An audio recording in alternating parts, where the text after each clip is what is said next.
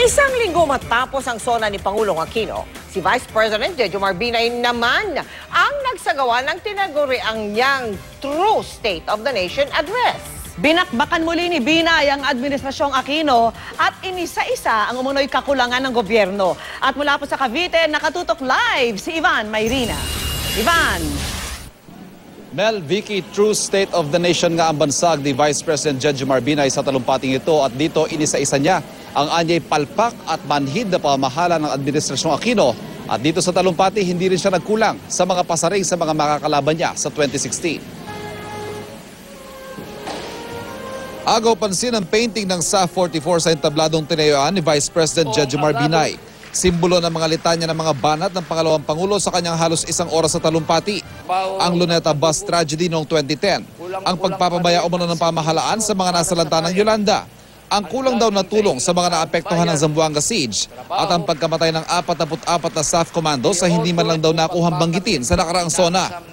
Luneta, Tacloban, Zamboanga, Mamasapan. 4 na lugar kung saan nasagip sana ang maraming buhay kung ang pamahalaan lamang ay hindi manhid. Kapalpakan naman daw ang makikita sa mga letrang MRT, BBL at DAP.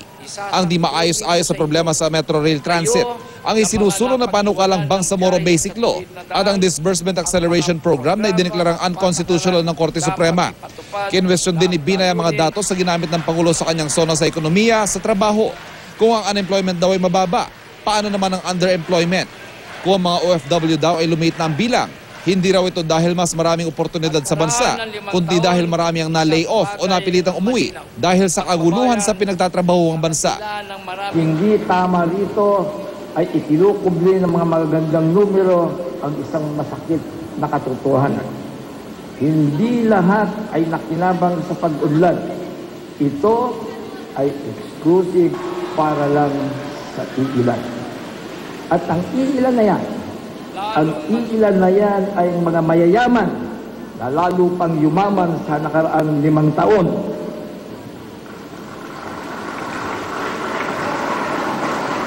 Kasama dyan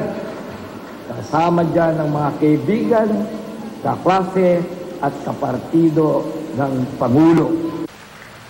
Itinulak ni Binay ang kanyang kandidatura bilang lider ng oposisyon para sa 2016 na may pasaring sa kanyang mga makakalaban.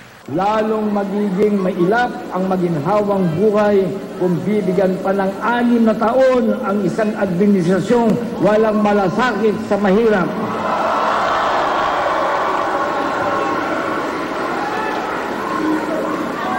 Malalagay sa alanganin ang kinabukasan ng ating mga anak sa lideratong kapos sa karanasan o kaya ay may karanasan na ngunit napatunayang palpak.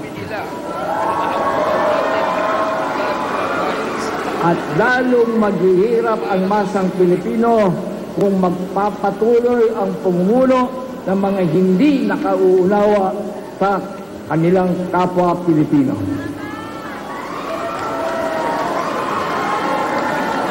Patuloy na maghihirap ang masang Pilipino kung ang namumuno ay mga taong ni minsan sa buhay nila ay hindi naranasan ang magutom at mahiga sa matigas na sayo.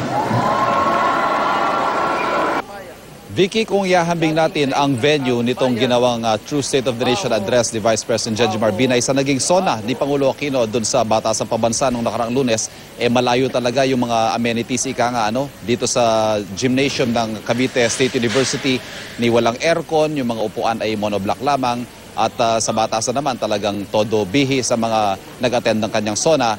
Ito raw ay pagpapakita ng tunay na pagkatao ni VP Binay na simple. At ang sitwasyon daw dito sa Cavite State University ay siya rin namang True State of the Nation. Vicky. Alright, maraming salamat sa iyo, Ivan Mayrina.